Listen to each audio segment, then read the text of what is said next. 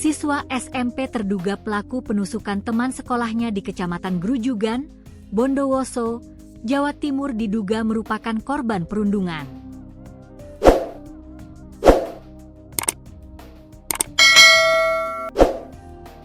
Ini diketahui setelah Dinas Sosial, Perlindungan, Perempuan, dan Anak, Keluarga Berencana, Dinsos P3 AKB, Bondowoso, saat melakukan asesmen dan diskusi dengan kepala sekolah serta keluarga.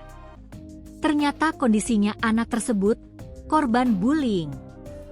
Informasi ini dari pengakuan ibunya, jelas Kepala Dinsos P3 AKB Bondowoso, Anisatul Hamidah pada Kamis, 21 Agustus 2025. Ia menerangkan, terduga pelaku yang merupakan anak yatim itu tinggal bersama adik dan ibunya.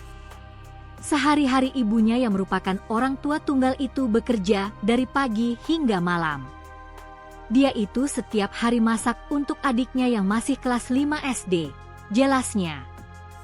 Pihaknya masih akan melakukan pendalaman informasi tersebut. Namun begitu, Anis mengaku akan memberikan pendampingan pada pelaku ataupun korban. Siswa SMP di Kecamatan Grujugan Bondowoso, Jawa Timur diduga ditusuk temannya pada Kamis, 21 Agustus 2025. Akibatnya, siswa berinisial MD, 13, kelas 7 itu dilarikan ke Rumah Sakit Dr. Kusnadi karena mengalami luka cukup serius di bagian perutnya.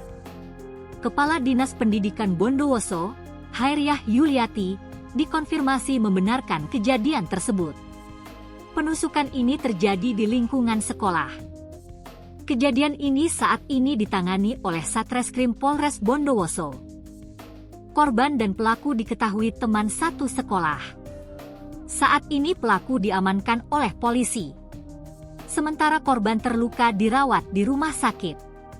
Sebelumnya seorang siswa SMP di Kecamatan Grujugan, Bondowoso, Jawa Timur, berinisial MD, 13 tahun, diduga menjadi korban penusukan oleh teman sekolahnya, Kamis, 21 Agustus 2025. Insiden ini membuat korban mengalami luka serius di bagian perut hingga harus dirawat di rumah sakit.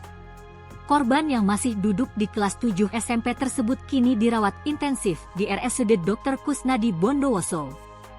Menurut keterangan pihak rumah sakit, kondisi MD relatif stabil tetapi ia tetap membutuhkan tindakan medis lanjutan.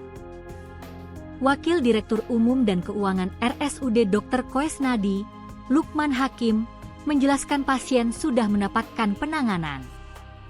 Pasien saat ini telah ditangani. Kita terima rujukan dari Puskesmas Grujugan sudah dalam kondisi relatif stabil, ujarnya.